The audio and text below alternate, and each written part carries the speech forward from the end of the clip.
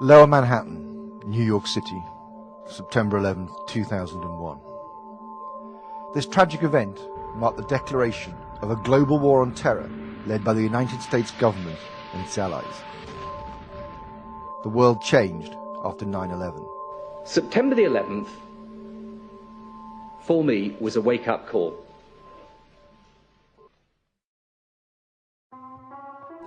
Since then, governments across the world have introduced anti-terror laws which have compromised our essential liberties.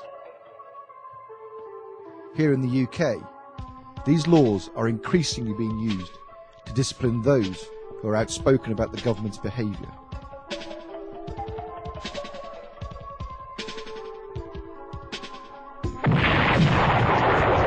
The Western invasions of Afghanistan and Iraq have claimed hundreds of thousands of lives.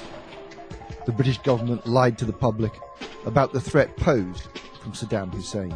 There is a threat from Saddam Hussein, and the weapons of mass destruction that he has acquired is not in doubt at all. No weapons of mass destruction were ever found in Iraq.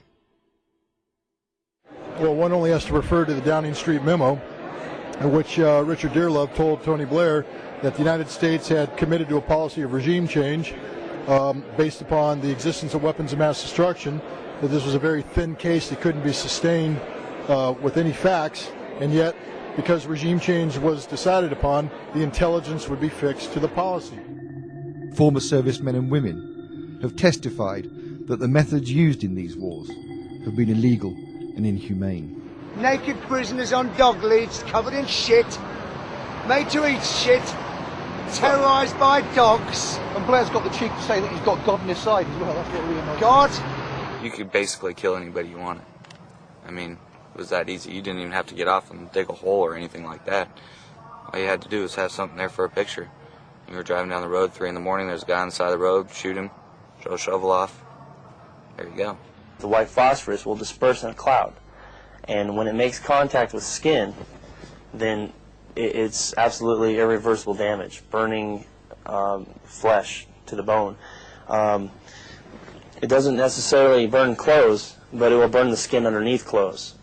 Far from enjoying peaceful and democratic regimes, the people of Afghanistan and Iraq are now living in violent and unstable societies.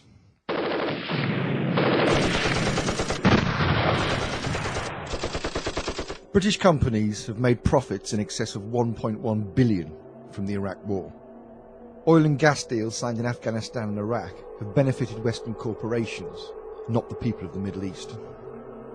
Several memos now in the public domain confirm that the British Prime Minister and the American President agreed to invade Iraq regardless of what the UN Security Council decided.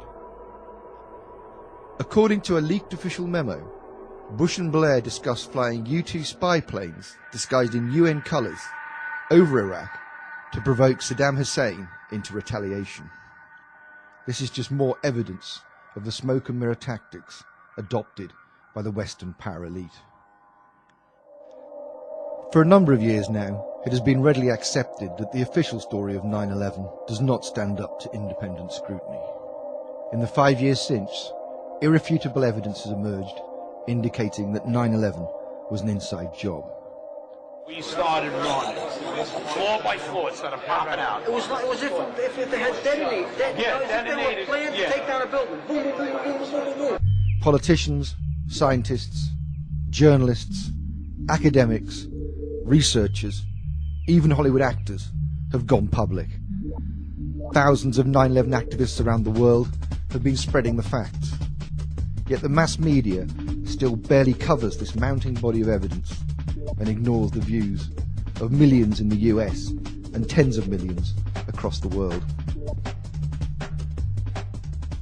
In the year 2000, a document entitled Rebuilding America's Defenses was published by a private right-wing US think tank known as the Project for the New American Century, or the neocons. In it, they laid out their plans for Middle East domination in order to maintain control of the world's energy resources. They noted that a cataclysmic and catalyzing event, like the attack on Pearl Harbor during World War II, would help mobilize American opinion behind their war agenda. 9/11 was that event. As a result, the majority of British politicians supported the US-led war on terror. Recently, the UK and Ireland 9/11 Truth Movement have lobbied MPs to take a look at the compelling evidence that contradicts the official story. Judging from their responses, it appears most MPs deem themselves too busy to even consider the possibility that they have been duped for so long. Unfortunately, the majority dismiss rigorous scientific research and objective evidence as conspiracy theories. It is simply no longer plausible that the British government and its security services are unaware of the facts which indicate that 9/11 and other terrorist attacks were false flag operations. For a number of years, the evidence of MI5 and MI6 complicity in terrorist acts has been publicly available.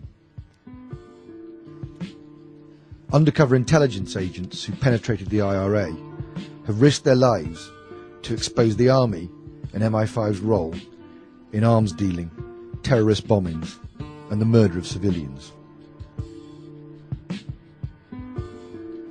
I know from painful personal experience that MI6 in 1996 funded associates of Osama bin Laden in Libya to carry out an assassination on Colonel Gaddafi.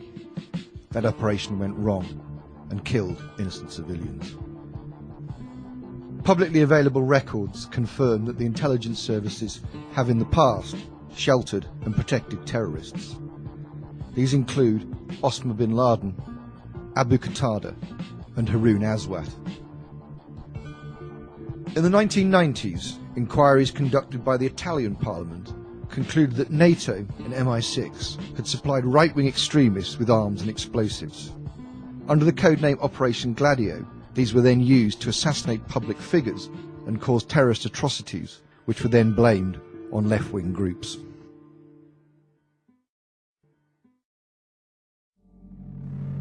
It is now clear that false flag operations are part of a strategy of tension designed to instill fear in the civilian population and create unprovoked hatred towards minority groups.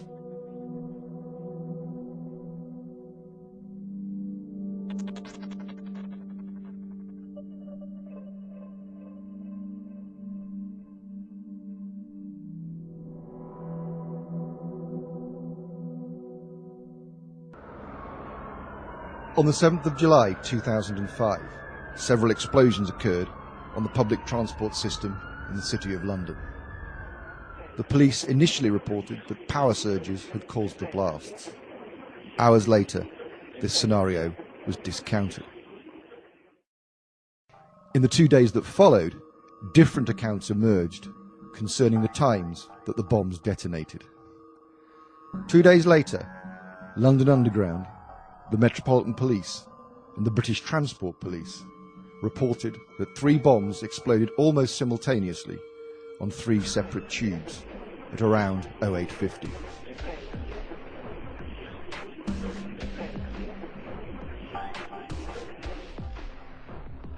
Almost an hour later, at approximately 0947, another bomb exploded on a bus in Tavistock Square. 52 passengers were killed.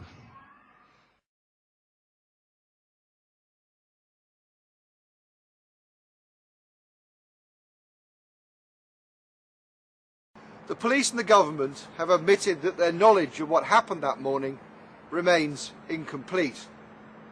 Reports released by the Home Office and the Intelligence and Security Committee in May 2006 are loaded with uncertainties and speculation.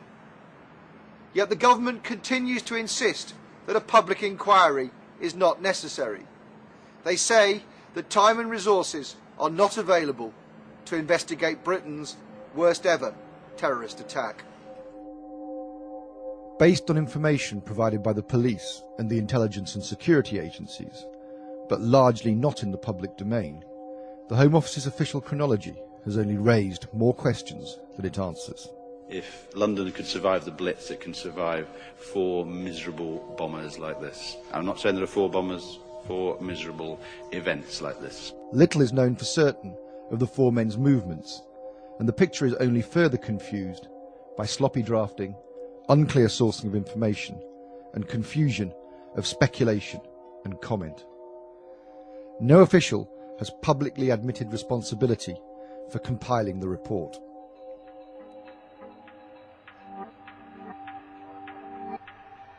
On the 7th of July, several interesting stories emerged. Amy Teeble, writing for the Associated Press, reported that the Israeli embassy in London had received a warning of possible terrorist attacks from Scotland Yard, minutes before the bombs exploded.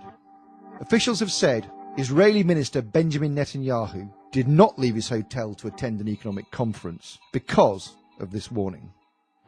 On the day of 7/7, Peter Power, the managing director of Visor Consultants, gave an interview to the BBC and ITN. In those interviews, he made it abundantly clear that his organisation was running a counter-terrorist training exercise which involved bombs going off simultaneously at different London Underground stations. Today we were running an exercise for a company, bearing in mind I'm now in the private sector, and we sat everybody down in the city, 1,000 people involved in the whole organisation, but the crisis team. And the most peculiar thing was we based our scenario on the simultaneous attacks on the Underground and mainline station. So we had to suddenly switch an exercise from fictional to real. And one of the first things is, get that bureau number. When you have a list of people missing, tell them. And it took a long time. Just to get this right, you were actually working today on an exercise that envisioned virtually this scenario. Almost precisely. I was up until 2 o'clock this morning because it's our job, my own company, Visor Consultants. We specialise in helping people to get their crisis management response. How do you jump from slow time thinking to quick time doing? And we chose a scenario with their assistance which is based on a terrorist attack because they're very close to a property occupied by Jewish businessmen. They're in the city, and there are more American banks in the city than there are in the whole of New York. A logical thing to do. And I've still got the... I was going to say, how extraordinary today must feel for you as it unfolds. Of all the targets the terrorists could have chosen in London, they apparently elected to attack the same targets as had been envisaged by Visor Consultants in their counter-terrorist training exercise. It was at 9:30 this morning. We were actually running an exercise for over a company of 1,000 people in London based on simultaneous bombs going off precisely at the railway stations that happened this morning. So I still have the hairs on the back of my neck standing upright. To get this quite straight, you were running an exercise to see how you would cope with this, and it happened while you were running the exercise? Precisely. And it was about 9:30 this morning. We planned this for a company, and for obvious reasons I don't want to reveal their name, but if they're listening they'll know it. And we had a room full of crisis managers for the first time they met. And so within 5 minutes we made a pretty rapid decision, this is the real one. And so we went through the correct drills of activating crisis management procedures to jump from slow time to quick time thinking and so on. Peter Power, Visor Consultants and London Underground have refused to release any more details of this counter-terrorist training exercise. According to the Home Office, during the early hours of the 7th of July, 3 men travelled together by car from Leeds to Luton rail station. A fourth drove from Aylesbury to Luton. These 4 men were then apparently observed moving items between the cars before putting on large rucksacks and proceeding to enter Luton station. The men reportedly got a train which left Luton station at 7:40, arriving at King's Cross Thameslink at 8:23, before heading towards the London Underground, splitting up around 7 minutes later. We contacted the King's Cross and Luton officials. They let us have the databases for that morning. The train was clearly cancelled, and we then interviewed commuters on the platform. They told us that it wasn't running that day, and we got details of how each of the trains that did run were delayed. The 3 then allegedly boarded tube trains on separate lines. Mohammed Sadiq Khan is presumed to board a westbound Circle Line train. Jermaine Lindsay, a southbound Piccadilly Line train, and Shazad Tanweer, an eastbound Circle Line train. At 10 to 9 that morning, the 3 men each allegedly set off a bomb at almost exactly the same time. From my experience as a counter-terrorist officer, I have knowledge about the kind and amount of explosives that are used in terrorist attacks. The police have said that all the bombs were placed on the floor of the carriages, but they haven't made clear which side of the floor the bombs were placed on. A number of witnesses have described how they saw metal pushing up into the carriage, which would be consistent with bombs being placed underneath the trains. had just left Edgware Road Station when suddenly they felt they heard a massive explosion. And some passengers described how the tiles, the covers on the floor of the train suddenly flew up, raised up. Witnesses reported seeing flashes and fireballs. Others suffered extreme burns. These occurrences are not consistent with experiments carried out on TATP. Instead, they are much more consistent with the kind of damage caused by dynamite or military explosive like C4. The Intelligence and Security Committee stated in May 2006, post-incident forensic analysis has shown that the explosions were caused by homemade organic peroxide-based devices. This is the only detail of the explosives that has been released. No information about the detonators or the specific type of explosive used has been made public. I felt a burning sensation on my hands, put my hands up to my face. I was on the floor by that point. I saw a very bright light, sort of orangey yellow light, and what appeared to be silver sort of lines across which was the glass flying through the air. And rather curiously, there are no reliable witnesses who reported seeing the 4 so-called suicide bombers that day in London. In fact, some people have reported that the police tried to pressure them into saying they had seen these 4 alleged suicide bombers. According to the official narrative, the police had recovered documents bearing the names of Khan and Tanweer from the bomb site close to Aldgate Station by midnight on the 7th. 2 days later, MI5 told police that Khan had come to their attention in an earlier investigation. London is the most surveyed city in the world. If the men were really on the tubes that day, then why is there no CCTV coverage of them on the London Underground?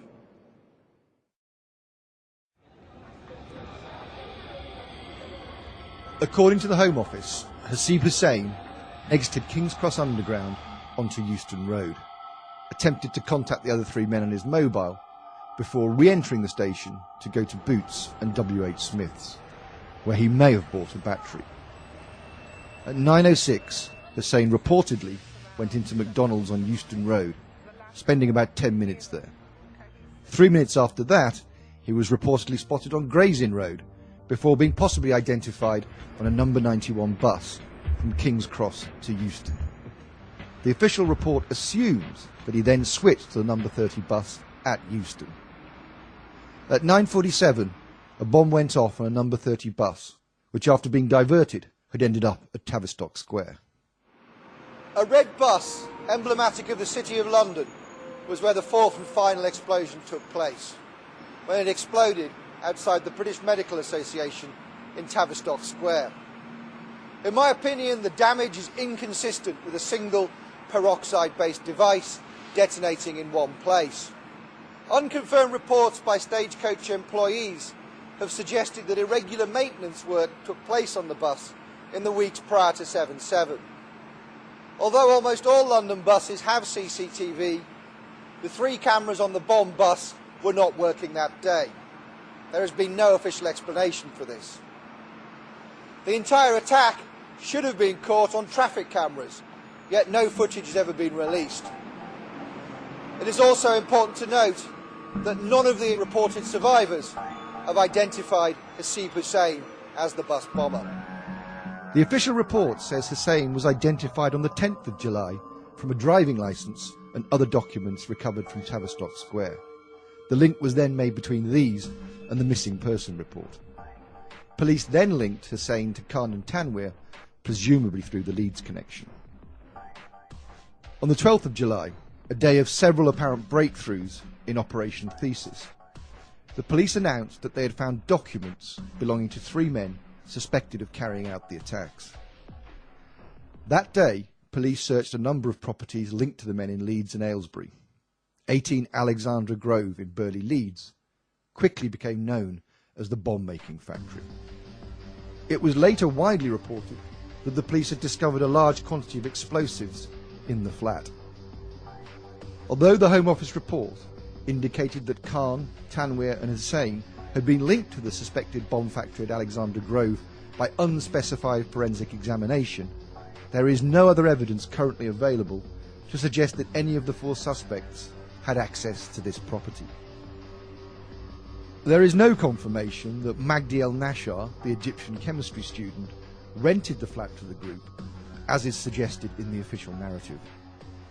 To quote the official report, police, working on the theory that there is a King's Cross link to the 3 train bombs, all being broadly equidistant from there at the time of the explosions, identify a CCTV image of 4 men with rucksacks at King's Cross.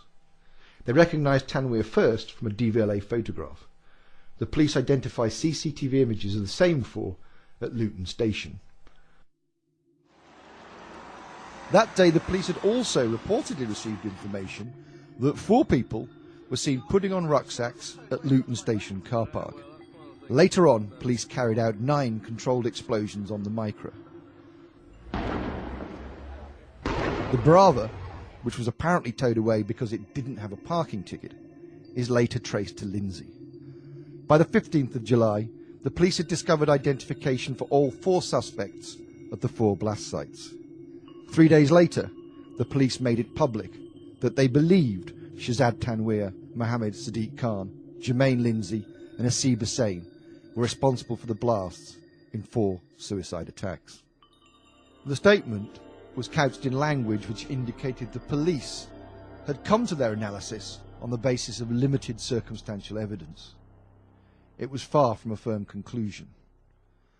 As the Intelligence and Security Committee stated in May 2006, the devices were almost certainly detonated manually by the bombers themselves in intentional suicide attacks. Police are, though, clear about one thing. The 4 men in no way fitted the established profile of a suicide bomber. Tanweer, 22, who lived in Leeds, was a sports science graduate who helped out with his family's business. Although he drove a Mercedes, he had supposedly hired a Nissan Micra, which was reportedly used as the vehicle to transport himself, Khan and Hussain to Luton. Staff at rental companies have been instructed by police not to disclose information to journalists or investigators. A number of sources have recalled Tanweer playing cricket with friends in Leeds the night before the bombings.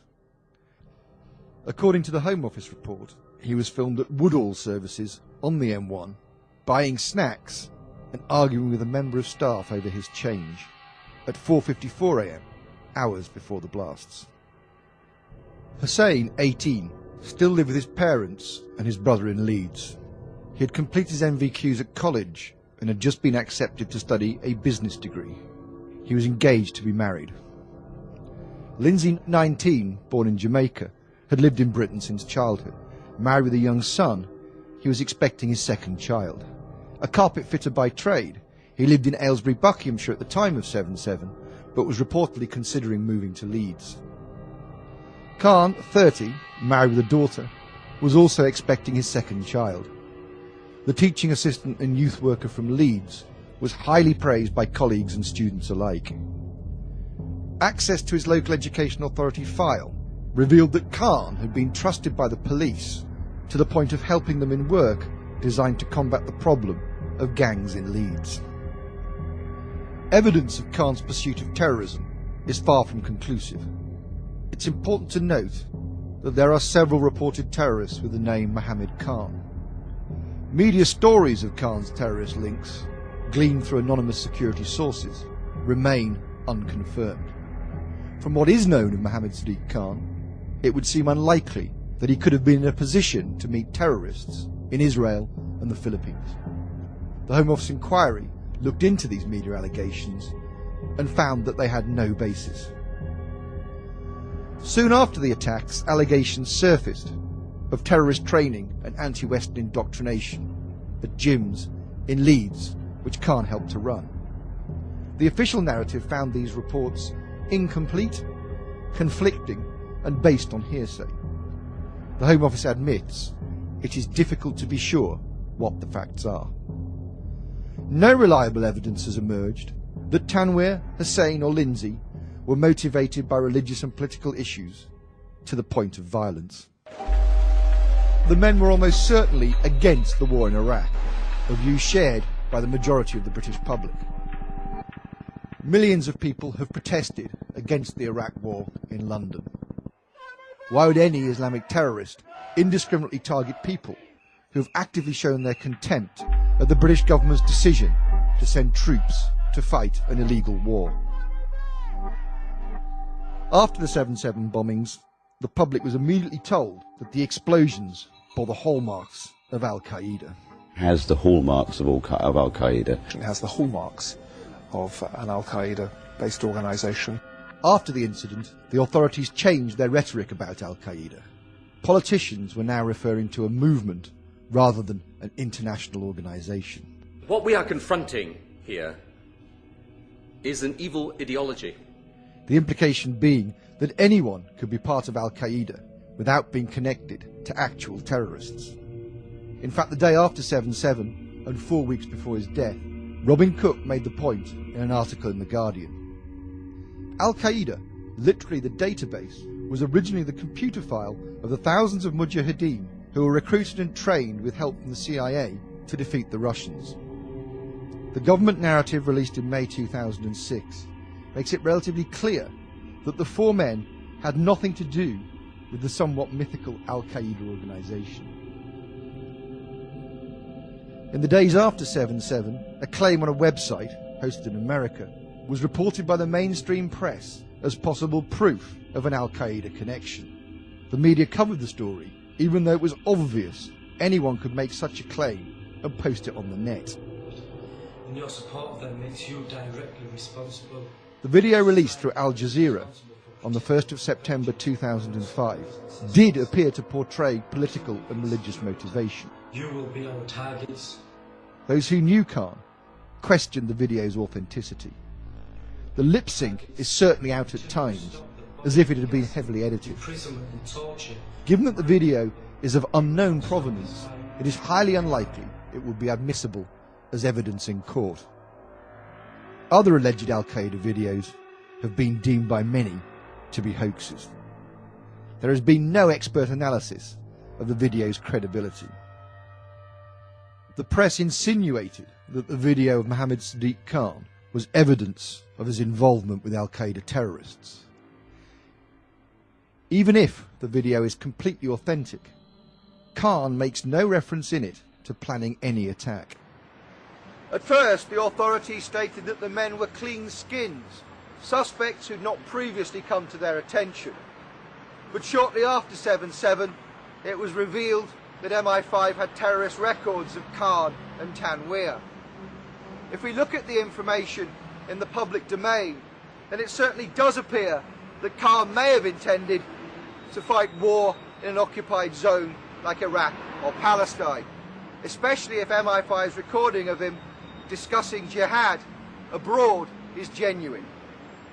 If the recording is authentic, then MI5 has serious questions to answer. If Khan did come to attention on the periphery of a terrorist investigation and was not a threat, as MI5 have asserted, then it is reasonable to speculate that he may have been an agent of the intelligence services. If this was the case, then he would have had to behave like an extremist in order to win the trust of those he was tasked to report on. If these are clean skins, how can we blame the security services for not having been on their trail? As it's turned out, as I think was predictable and predicted, this has turned out to be not the case. Really, the level of information that was coming in about Khan, particularly if these American reports especially, which now seem to be being backed up by the actual American authorities, not just appearing in an author's book, that they tipped off the British about the specifics of Khan. And this was quite a serious plot in the United States that we were talking about, an attempt to blow up synagogues and so on.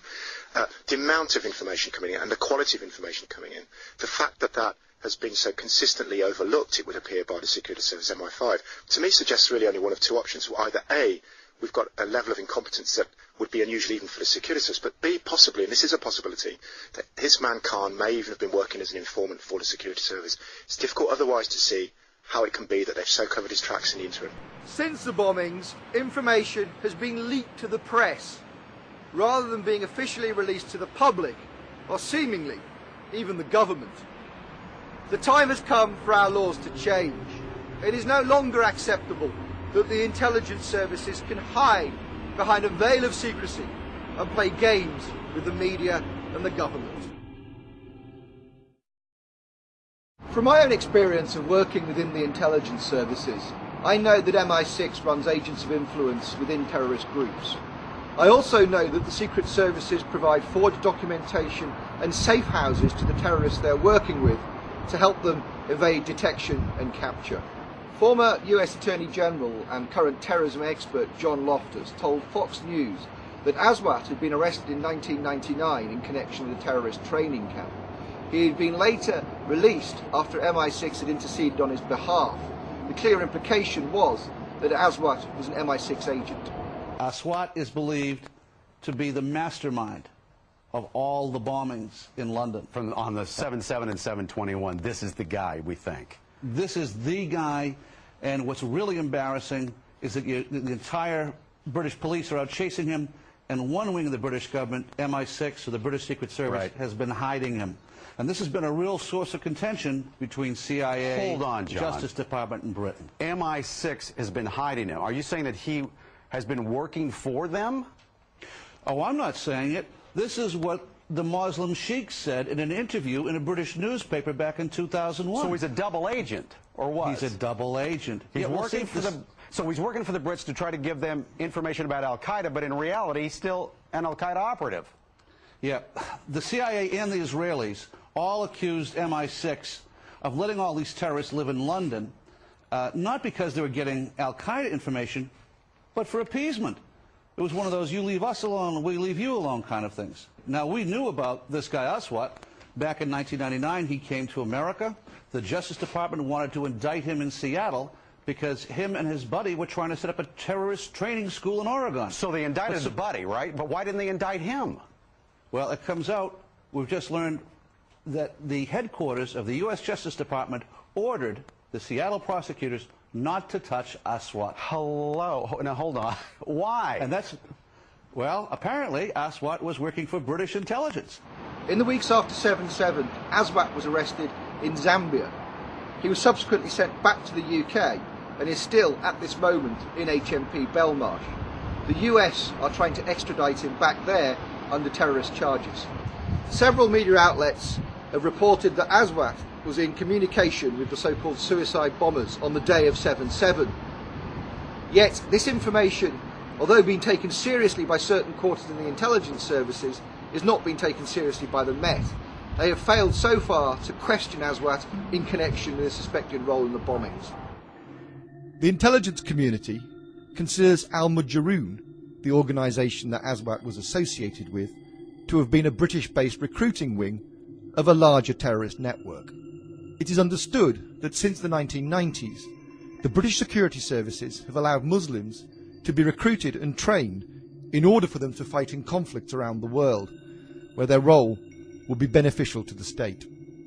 Crispin Black, the former Cabinet Office intelligence analyst, has suggested that the failure to pursue many terrorist suspects in Britain is as a result of an appeasement known as the Covenant of Security. According to Black, this refers to the long-standing British habit of providing refuge and welfare to Islamic extremists on the unspoken assumption that if we give them a safe haven here, they will not attack on these shores. There are some unconfirmed reports that Khan and the other men were in contact with members of Al-Mujahideen. If this is true, then the men may have been assisted by terrorists linked to the organisation. In other words, it is possible that terrorists trained with the aid of British intelligence agencies may have instructed and trained the four men. The government reports do not reveal whether associates of Al-Mujahideen were linked in any way to the bombings. Its spiritual leader, Omar Bakri, was banned from Britain shortly after 7/7. As a result, he has yet to be questioned for his possible role in the attack. It is also notable that the reports make no attempt to assess the warnings provided by the Saudis, the Americans and the French. A leaked 4-page Joint Intelligence Committee report revealed that there was prior knowledge of plans to attack the London Underground network. The reports again do not reveal what this intelligence was based on. The events which occurred on the 21st and 22nd of July are still surrounded in mystery. All of the men arrested for the incidents on the 21st have pleaded not guilty, to the charges of attempted murder and conspiracy to cause explosions. Some claim to have purposely made dummy bombs and profess that their plan was to intimidate rather than to kill or maim. Nothing about these incidents appears to make any sense. Why John Charles de Menendez was shot over half a dozen times in the head as he boarded a tube in Stockwell Station is also still a matter with no satisfactory explanation. The police lied to the public about his behaviour, and CCTV evidence, critical to the investigation, was tampered with, although it is not clear by whom. What is clear is that after these two events, the 7th of July bombings quickly became old news, just at the very point mainstream journalists had started to ask pertinent questions.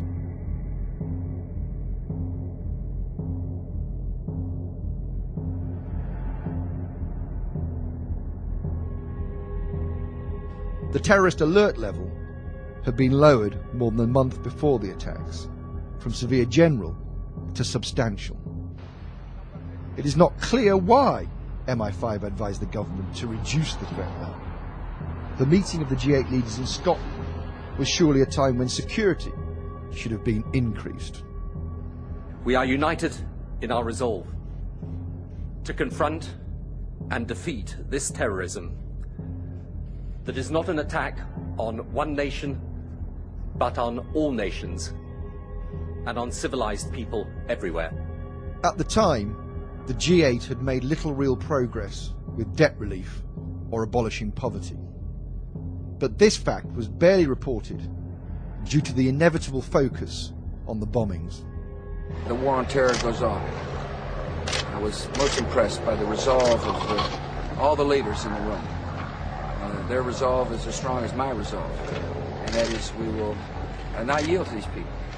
We will not yield to the terrorists. Since the July 7 attacks, further anti-terror legislation has been passed, the biometric identity scheme has been approved, and the legislative and regulatory reform bill has been proposed. It would give ministers the power to amend any law passed by Parliament. The government have taken political advantage of the attacks, using them as an effective rallying cry when seeking support for changes long on their agenda. Many who saw these laws as evidence of increasing totalitarianism prior to 7/7 now see them as acceptable in the climate of fear created by the bombings.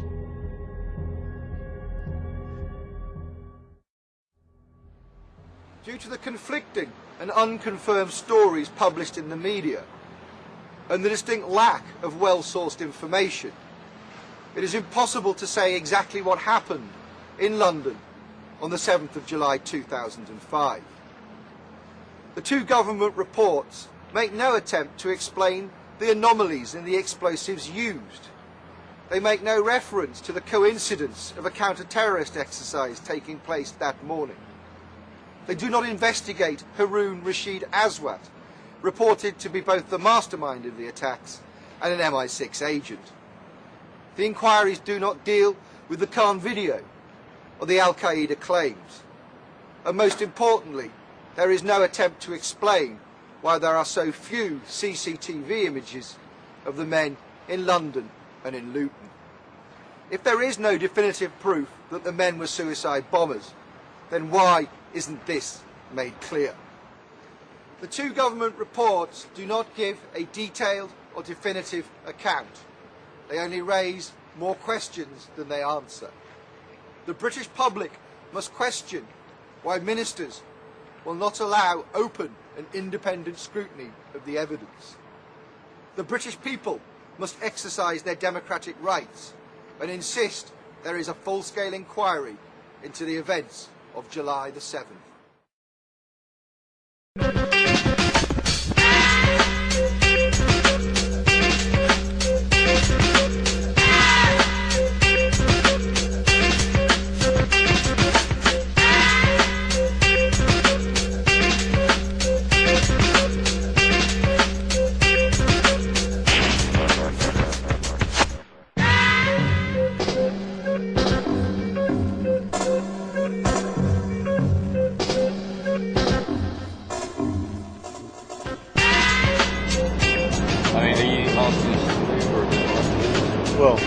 about to ring them in a moment. So they're direct. This is a professional home video.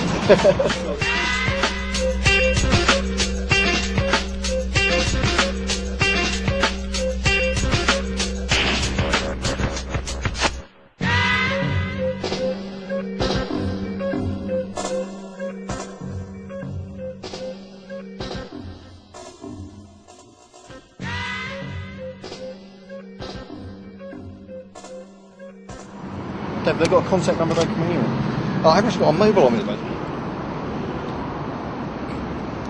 So your number was? 07. Yep. 956.